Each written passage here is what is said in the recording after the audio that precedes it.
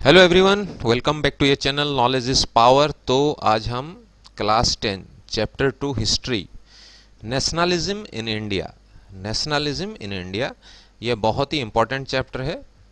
तो इस चैप्टर का कुछ 50 शॉर्ट क्वेश्चंस एमसीक्यू क्वेश्चंस हम आज डिस्कशन करेंगे, जो एग्जाम पॉइंट ऑफ व्यू और फ्यूचर एस्पेक्ट से काफ़ी आपका इंपॉर्टेंट क्वेश्चंस है।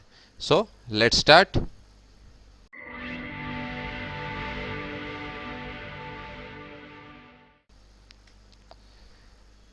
आज का पहला क्वेश्चन है, when did Mahatma Gandhi return to India from South Africa. South Africa से महात्मा गांधी कब इंडिया वापस आए थे। साउथ अफ्रीका में उन्होंने काफ़ी बेहतरीन काम किया था रिगार्डिंग जो कलर डिस्क्रिमिनेशन था वहाँ ब्लैक और वाइट के बीच में, उसके अगेंस्ट में उन्होंने काफ़ी बेहतर काम किया था, इसीलिए उनका काफ़ी वार्म वेलकम हुआ था इंडिया में जब आए थे। कौन से ईयर में आए थे? It was in 1915। ऑप्शन आपका बी। ओके, ऑप्शन बी 1915 में वो इंडिया आए थे साउथ अफ्रीका से। Next question, what did the idea of Satyagraha emphasise. मतलब सत्याग्रह जो है वो किस चीज को एम्फासाइज कर रहा था? The power of truth and need to search for truth and physical force was not necessary to fight the operation. मतलब आप किसी के अगेंस्ट में लड़ रहे हैं तो फिर आपको ट्रूथ का सर्च करना है और इन सर्च ऑफ ट्रूथ करना है, इसी चीज को फोकस करके सत्याग्रह आपका शुरू हुआ था। और बाकी जो option A is the right answer. बाकी जो था need to search for truth and use physical force. Physical force बिल्कुल यूज नहीं करना था। Satyagraha means against any physical force था। Fight with argument and violence, violence बिल्कुल नहीं था। एजिटेशन एंड वायलेंस, वायलेंस जहाँ है वो ऑप्शन बिल्कुल नहीं होगा। इट इज मतलब अगेंस्ट वायलेंस था। ठीक है, मारपीट वगैरह कुछ नहीं होना है। तो थर्ड तो पहला क्वेश्चन जो number 2 question it is option A. Next question बात करते हैं, which areas did Gandhi organise satyagraha. Satyagraha कहाँ कहाँ उन्होंने ऑर्गेनाइज किया था? Champaran in Bihar and Ahmedabad. It is also partial right. Champaran में किया था और अहमदाबाद में किया था। और सेकंड ऑप्शन देखते हैं, Champaran in Bihar, Kheda district of Gujarat, Ahmedabad. यहाँ एक्चुअली ये आपका ऑप्शन राइट है, ये एग्जैक्ट है। बाकी जैसे खेड़ा डिस्ट्रिक्ट अहमदाबाद उसमें किया था, खड़ा district of Gujarat and Ahmedabad, ये भी करेक्ट है बट ये पार्शियली करेक्ट है। दोनों Champaran, Kheda district of Gujarat and Ahmedabad का जो हुआ था उसमें हुआ था। So option B is the right answer. तो नेक्स्ट क्वेश्चन में चलते हैं, what was the Rowlatt Act 1919। तो 1990 में रावलेट एक्ट आया था, उसमें ये एक्ट का मतलब क्या है? ये एक्ट ये था कि अगर कोई गवर्नमेंट के अगेंस्ट में या वो प्रोटेस्ट करता है या उसको कोई भी पॉलिटिकल प्रिजनर जो है उनको विदाउट ट्रायल 2 इयर्स तक जेल में रखा जा सकता है। ओके, तो ये आपका ऑप्शन डी है। ठीक है, नो हियरिंग ऑफ केसेस ऐसा नहीं है। Detention after trial of 3 years ऐसा नहीं है। Detention of prisoner for 3 years without trial ऐसा नहीं है। सिर्फ पॉलिटिकल प्रिजनर्स के लिए यह था, फॉर 2 इयर्स विदाउट एनी मतलब ट्रायल आप उनको 2 साल तक बंदी बना के रख सकते हैं जेल में। ठीक है, so next question, when did the infamous Jallianwala Bagh incidents take place. Jallianwala Bagh incidents कब हुआ था? ठीक है, ये क्वेश्चन है, when did infamous Jallianwala Bagh incidents took place. तो ऑप्शन क्या है? 13 अप्रैल 19, 10 अप्रैल 20, 10 अप्रैल 19 एंड 13 अप्रैल 20। तो इसका राइट आंसर है ए, 13 अप्रैल 1919। ओके, इस दिन आपका जालियानवाला बाग इंसिडेंट्स हुआ था। राइट, सो नेक्स्ट में चलते हैं, when and where was the Khilafat committee formed. कब और कहाँ खिलाफत कमेटी बना था? ठीक है, खिलाफत मीन्स खिलाफ करना, किसी के अगेंस्ट में जाना, गवर्नमेंट के अगेंस्ट के जाना था। वो खिलाफत कमेटी कब और कहाँ बना था? इट इज, बताइए कहाँ बना था? February 20, बॉम्बे, गुजरात, बॉम्बे सब दिया है बट इसमें ईयर चेंज है, 1920, 1918, 1990 बॉम्बे, जनवरी 19 एंड मार्च 19। तो इसका राइट आंसर क्या है? राइट आंसर है मार्च 19 बॉम्बे। ओके, उस समय वो बॉम्बे हुआ करता था, काफ़ी दिन तक बॉम्बे रहा, अभी थोड़े साल पहले ही मुंबई हुआ है। So what action way taken during the non cooperation movement? Non cooperation movement के दौरान क्या एक्शन लिया गया था? So the surrender of titles that government awarded, government जो डिफरेंट टाइटल्स देता है, जो गवर्नमेंट के साथ मिलकर काम करता है या गवर्नमेंट के सपोर्ट में काम करता है, उनको टाइटल देता है, वो वापस करना। And boycott of civil services, civil services में जो थे उनको बॉयकॉट करना, army, police, court, legislation council, schools, foreign goods, ये सब को बॉयकॉट करना, ये था। और सेकंड ऑप्शन है boycott of foreign goods and service, surrender of titles, ये सब पार्शियल दिया है, और सिर्फ ऑप्शन ए जो है आपका पूरा दिया है, तो option A is the more correct. So option A is the right answer. ठीक है, सारे चीज इसमें हुआ था। सो which two Muslim brothers supported the movement along with Gandhi? Gandhi के साथ, महात्मा गांधी के साथ कौन दो मुस्लिम ब्रदर सपोर्ट किए थे मूवमेंट को? Who is they? कौन थे वो लोग? सो वो लोग थे मोहम्मद अली एंड शौकत अली। ये दोनों थे, मोहम्मद अली एंड शौकत अली, ये दोनों सपोर्ट कर रहे थे मूवमेंट को। ये ध्यान रखिएगा, Mohammad Ali and Shaukat Ali. Next, When did non cooperation Khilafat movement begin? कब ये शुरू हुआ था? ये non cooperation and Khilafat movement कब शुरू हुआ था? It was in 1921। Option C 1921 में शुरू हुआ था। नेक्स्ट चलते हैं, what were the effects of non cooperation movement on the economic front? Economic front में क्या फर्क पड़ा नॉन कॉपरेशन मूवमेंट से? Foreign goods were boycotted, liquor shop was picketed, and foreign cloth burnt in the huge bonfire and started wearing Indian clothes। ये सब चीज़ें आपका फ़र्क पड़ा था। लिकर शॉप बंद हो गया था, फॉरेन गुड्स को बंद हो गया था, काफ़ी मतलब इसका काफ़ी इफेक्ट पड़ा था। जब फॉरेन, मेनली वो लोग किस लिए आए थे? अंग्रेज लोग बिजनेस करने आए थे, तो बिजनेस के ऊपर काफ़ी इफेक्ट पड़ा था। और जितना दिन तक ये नॉन कॉपरेशन मूवमेंट चला था, काफ़ी फर्क पड़ा था उनके बिजनेसेस में। So economy fail, people did not take united action, financing foreign goods continued. So option A is the right answer. What is the meaning of picket? Picket का मतलब क्या है? इसका मतलब फेंसिंग करना, मतलब किसी के कोई चीज़ को रोक देना, किसी को किसी रास्ते को, किसी के दरवाजे को या किसी मूवमेंट को रोक देना। तो इट वाज द डी है, एक फॉर्म ऑफ डेमोन्स्ट्रेशन और protest by which people block the entrance to a shop, factory और ऑफिस। मतलब उसका ऑफिस के सामने वो एक बैरियर क्रिएट कर देते थे लोगों का या चीज़ों का, जिसकी वजह से कोई मूवमेंट नहीं हो पाता था, अंदर बाहर नहीं हो पाता था। This is called picketing. So it is option D, that's the right answer. Why did movement slow down? Movement क्यों स्लो डाउन हुआ? देखिए, मूवमेंट इसलिए स्लो डाउन हुआ, सडनली गवर्नमेंट मतलब काफ़ी दिन तक फॉरेन के जो क्लॉथ्स और चीज़ों के ऊपर लोगों का जो डिपेंडेंसी बढ़ गया था। और सडनली आप अगर बोलेंगे कि घर में प्रोडक्शन करके यूज़ करो, तो सडनली, क्योंकि उस समय सारा जो चीज़ है, इंडियन जो प्रोडक्शन हाउसेस है या जो छोटा बड़ा प्रोडक्शन लोग घर में करते थे, कुटीर उद्योग जैसे बोलते थे, कॉटेज इंडस्ट्री, वो सब बंद हो चुका था, काफ़ी वीक हो चुका था। तो सडनली इतना ह्यूज प्रोडक्शन पूरा कंट्री को के लिए it was not possible. So that was the main thing कि सडनली मूवमेंट को और एग्रेवेट करना और आगे बढ़ाना, it was not quite possible, कि क्योंकि production Indian point of view से, मतलब इंडियन ये से नहीं हो पा रहा था उतना कि उनके पूरे सामान को हम बॉयकॉट कर पाए।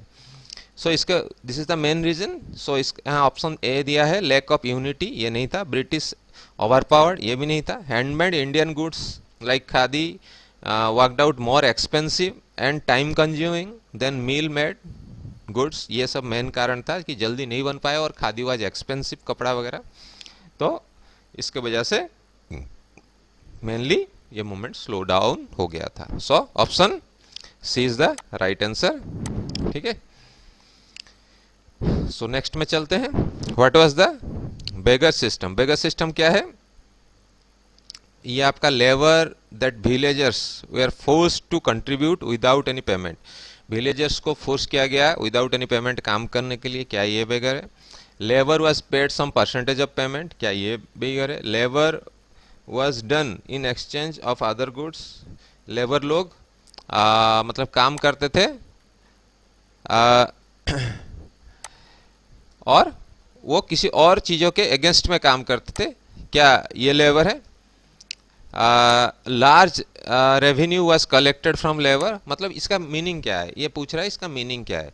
तो ये मीनिंग पहला वाला है, labour that villagers were forced to contribute without any payment, कोई पेमेंट के बिना गांव वालों को बोला जाता है तुम काम करो, that was the begar system, आप कुछ डिमांड नहीं कर सकते उसके अगेंस्ट में।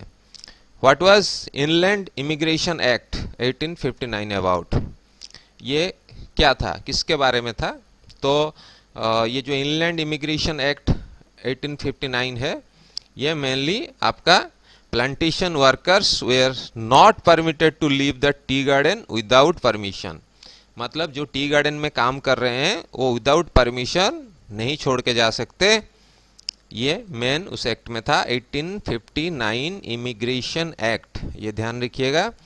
ये टी गार्डन में काम करने वाले ये नहीं जो छोड़ के जा सकते वो जब तक परमिशन ना मिले, राइट।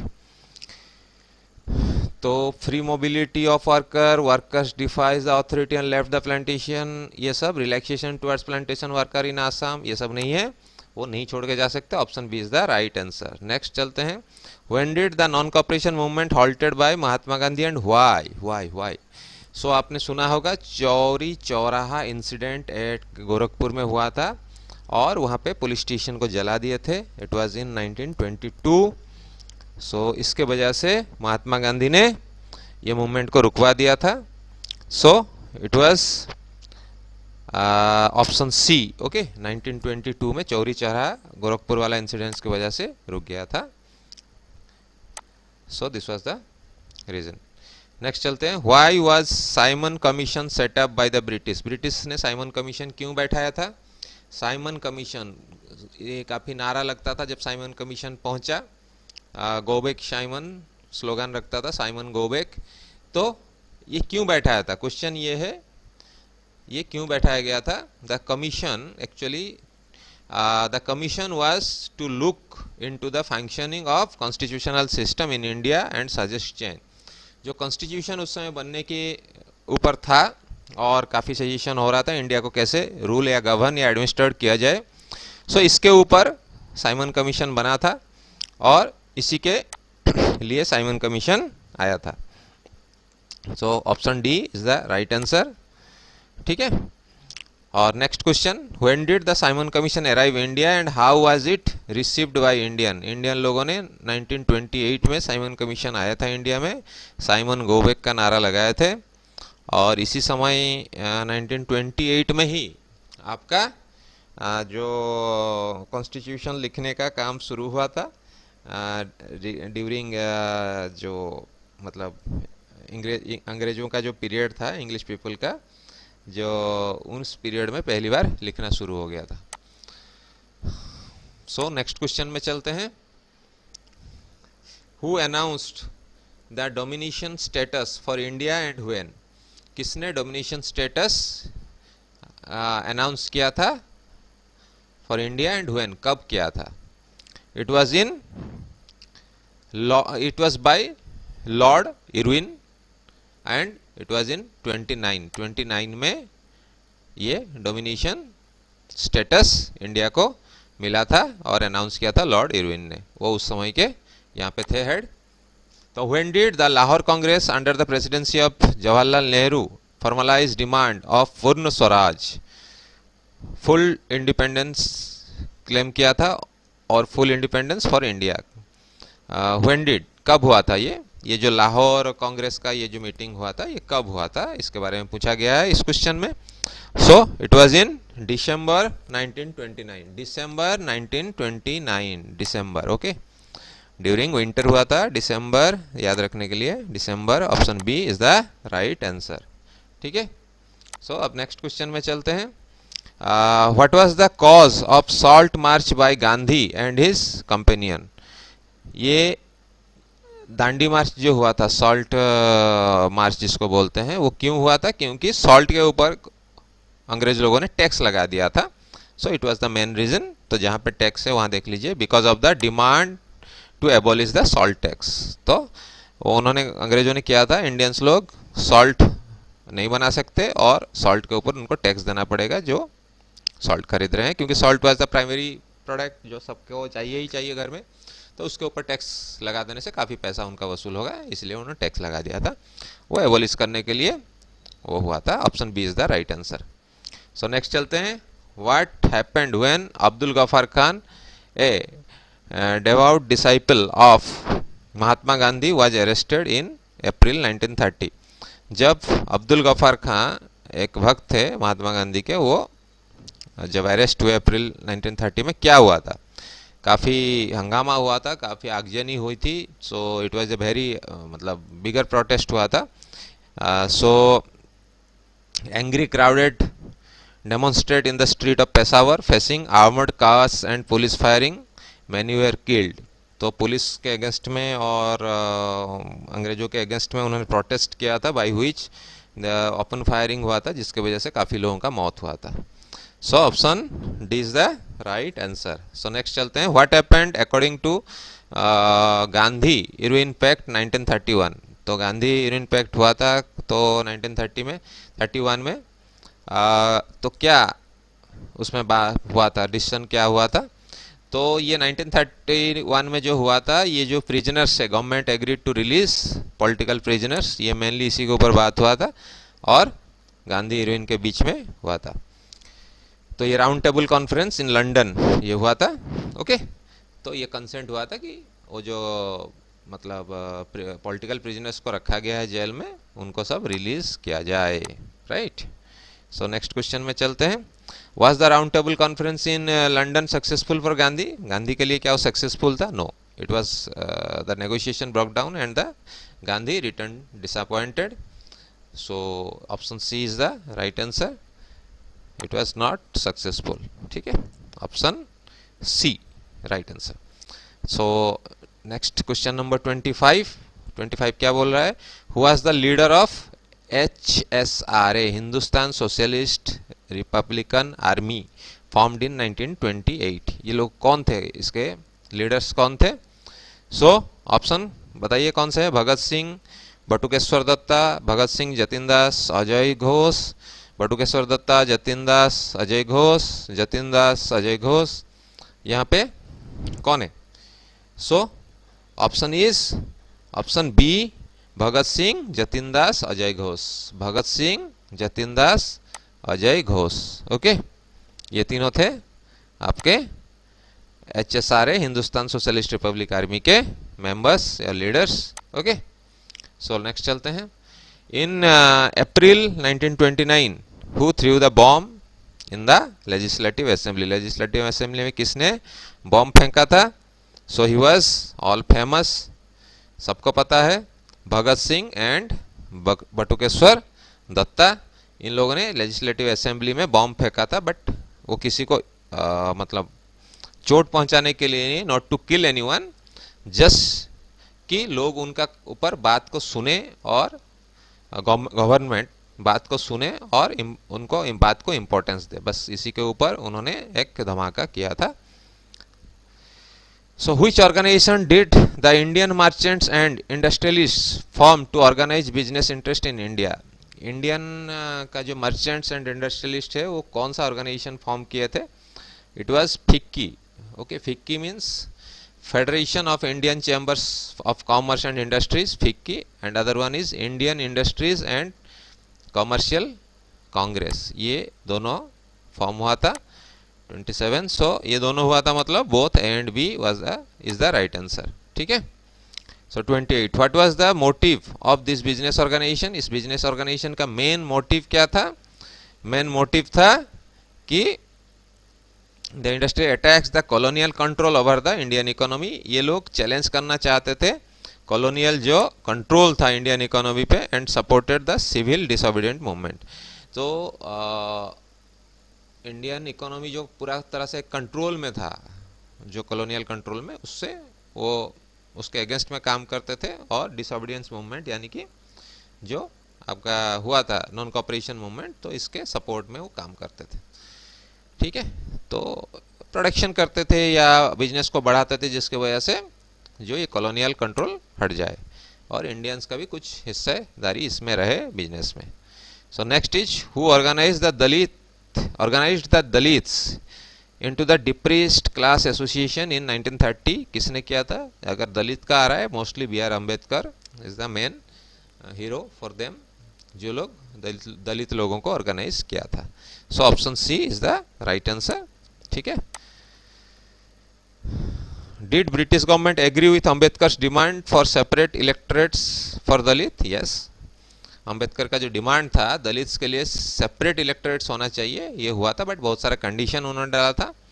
सो यहाँ option D is the right answer, led many conditions but he was agree, that they were agree means. What important difference had occurred between the Congress and the Muslim League in the late 1920s? क्या difference था? तो mainly आपका जो ये differences था, the question representation of Muslim in the future assemblies that were to be elected.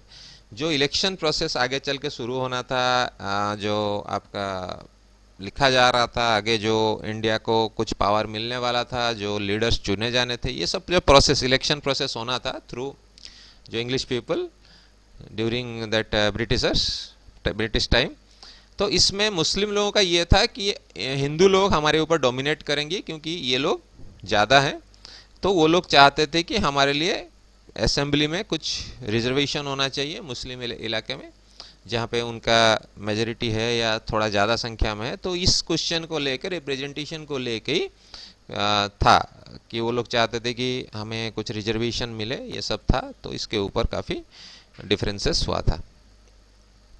तो Mohammad Ali Jinnah was willing to give up demand for separate electorates if क्या? तो ये जो था, Muslim was assured reserve seats in the central assembly and representation in proportion the population wise उनका representation का मौका मिले in Muslim dominated areas like Bengal and Punjab वगैरह में उनको मिले। तो इसी बेसिस पे, इसी डिमांड पे, सेपरेट इलेक्टर्स डिमांड पे was willing to give up, उन्होंने छोड़ा था।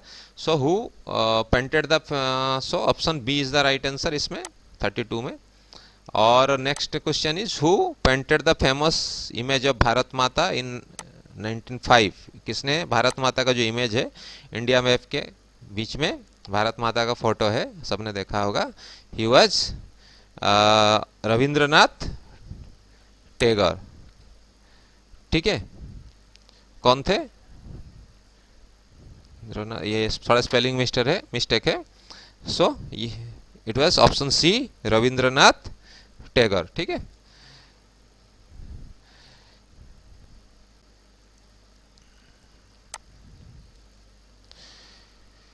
नेक्स्ट क्वेश्चन में चलते हैं।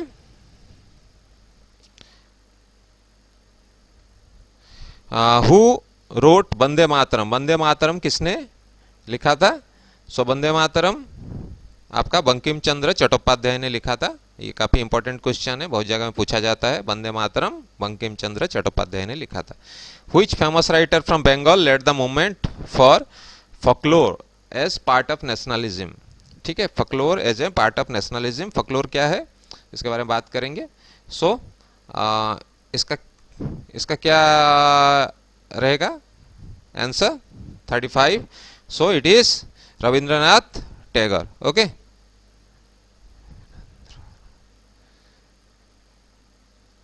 रविंद्रनाथ टैगोर। अच्छा, it was Abanindranath. Okay, it was the last one is the Abanindranath, ये होगा, ये रविंद्रनाथ नहीं, Abanindranath. Okay, this was Abanindranath. Famous Bharat Mata किसने बनाया था? It is Abanindranath, not Rabindranath. It is Abanindranath, NAN, Rabindranath Tagore. Okay, so next चलते हैं।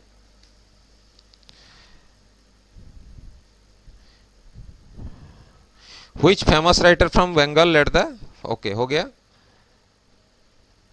okay, who believed that folklore was national literature? ये लोक कथा जो होता है उसको फकलोर बोला जाता है. Who believed that folklore was national literature? It was the most trustworthy manifestation of people's real thought and characteristic. जो लोक कथाएं होती है, जो कहानियां होती है डिफरेंट समाज में, उसको फकलोर बोला जाता है. कौन बिलीव करते थे? ये काफ़ी ट्रस्टवर्दी है और ये लोगों का रियल थॉट एंड प्रोसेस को डिराइव करता है. तो ही वाज आपका नतेशा शास्त्री. नतेशा शास्त्री वो इस चीज़ को बिलीव करते थे, ये लोगों का रियल कैरेक्टर को दर्शाता है. ठीक है, option C is the right answer. ठीक है. So during the Swadeshi movement in Bengal, a tricolor flag was designed. Which three colors were used? स्वदेशी मूवमेंट बंगाल में जब हुआ था ये सारे प्रोसेस में, तो एक ट्राई कलर फ्लैग डिजाइन किया गया था. उसमें कौन सा 3 कलर हुआ करता था? कौन सा 3 कलर था? Red, green and yellow. Red, green and yellow. ठीक है, ये 3 कलर होता था. ये बेसिक कलर्स हैं, red, green and yellow. Okay, ये आपके इलेक्ट्रिकल चीज़ों में भी यही 3 चीज़ें कलर होता है और ब्लैक होता है, red, green and RYB. Okay,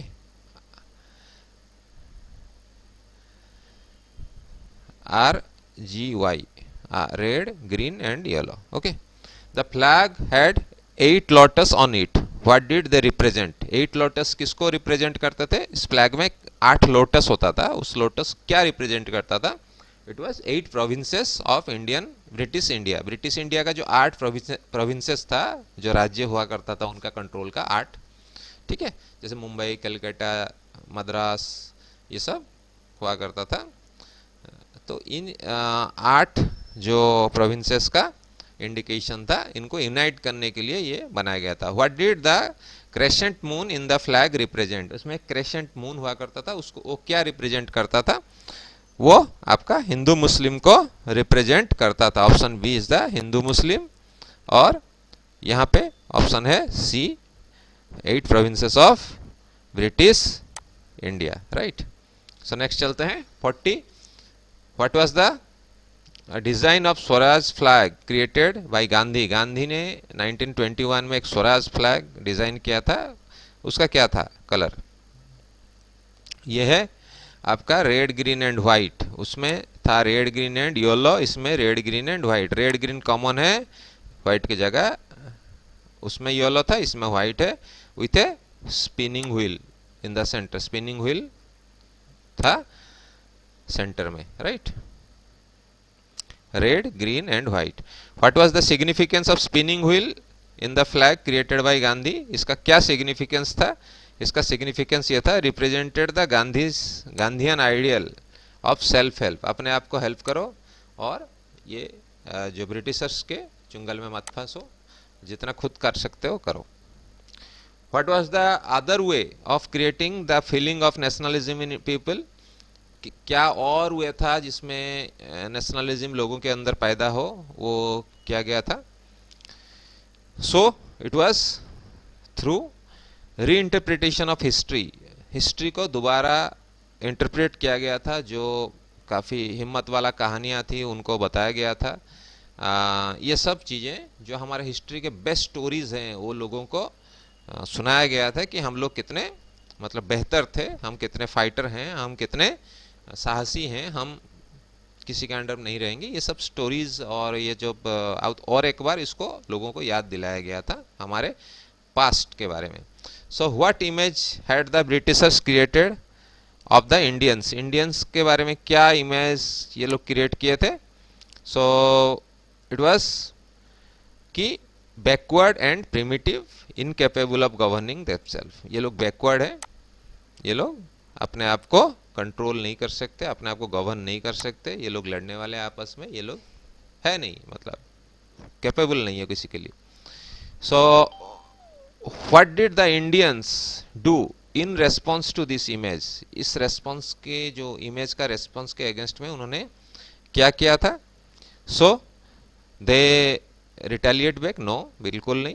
They wrote about the glorious development in the ancient time का art, culture, science, mathematics, religion, culture, law, philosophy, जो भी हमारे थे अच्छे चीज़ें, उनको रिफ्लेक्ट किया गया था, उनको दोबारा बताया गया था, जिसके वजह से जो गवर्नमेंट जो बता रहा था लोगों, मतलब उसका एक इमेज क्रिएट करने की कोशिश कर रहा था, Indians can not control themselves, can not govern themselves, they are very backward thinking. So इसके अगेंस्ट में ये काउंटर किया गया था। Okay, so next question, when did quit India movement take place? Quit India movement कब हुआ था? 1942 में हुआ था, 1942, ऑप्शन डी। ओके, सो यहाँ पे ऑप्शन बी, इसमें option D. So next, what was the resolution of quit India movement? Quit India movement जो चालू हुआ था उसका क्या मतलब रिजोल्यूशन क्या था, क्या डिमांड्स थे? Resolution demanding immediate transfer of power to Indians and quit India. Quit India मतलब भारत छोड़ो, भाई अंग्रेज लोग, Britishers, you just leave India. This was the resolution, हमारे इंडियंस को पावर ट्रांसफर करो और यहाँ से निकलो। सो option A is the right answer. Okay, so next चलते हैं 47 में। 8 अगस्त 1942 in Mumbai, All India Congress Committee endorsed the resolution which called for a dash mass struggle on the widest possible scale.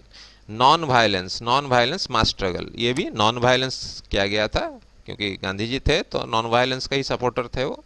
So he was demanding non violence movement, इसमें कोई violence नहीं होगा। Okay, it was on this occasion, reference question 47 की जो non violence हुआ था, मतलब ये रिजोल्यूशन पास हुआ, that Gandhi ji delivered the famous death speech. क्या बोला था? डू और डाई, करो या मरो। ठीक है, मारो नहीं बोला गया था, करो या मरो, इस फाइट को जारी रखो या फिर मर जाओ। ठीक है, तो this was the call from Gandhi ji. What sort of action were taken by the people during Quit India movement? Quit India movement के दौरान क्या हुआ था? लोगों ने जनरली प्रोटेस्ट ही किया था और ज़्यादा कुछ नहीं किया था। डेमोन्स्ट्रेट, प्रोसेशन निकाला था, नेशनल सॉन्ग्स गाए थे, लोगों के अंदर एक भावना जगाए थे कि हम इंडियंस कुछ कर सकते हैं, खुद बहुत कुछ कर सकते हैं। हड़ताल वगैरह किया गया था, तो वायलेंस नहीं हुआ था कुछ भी, मतलब इसके हिसाब से। So it was option C, demonstration, procession, ये सब हुआ था। Okay, next question, last question, how long did it take the British to suppress the movement? इस मूवमेंट को सप्रेस, दबाने के लिए ब्रिटिशर्स को कितना टाइम लगा था? More than 1 year, more than 1 year time लगा था इसको दबाने के लिए। Option D is the right answer. Okay, so आज के लिए इतना ही, फिर मिलते हैं और किसी वीडियो के साथ और एक चैप्टर के साथ, और इस चैनल के साथ जुड़े रहिए। और भी बेहतर वीडियो पाने के लिए मेंबरशिप ले लीजिए, ताकि आपको मेंबरशिप में ओनली 29 रुपीज़ है और मेंबरशिप में आपको और भी बेहतरीन चीज़ मिलेगा। सो स्टे ट्यून, फिर मिलते हैं, गुड बाय।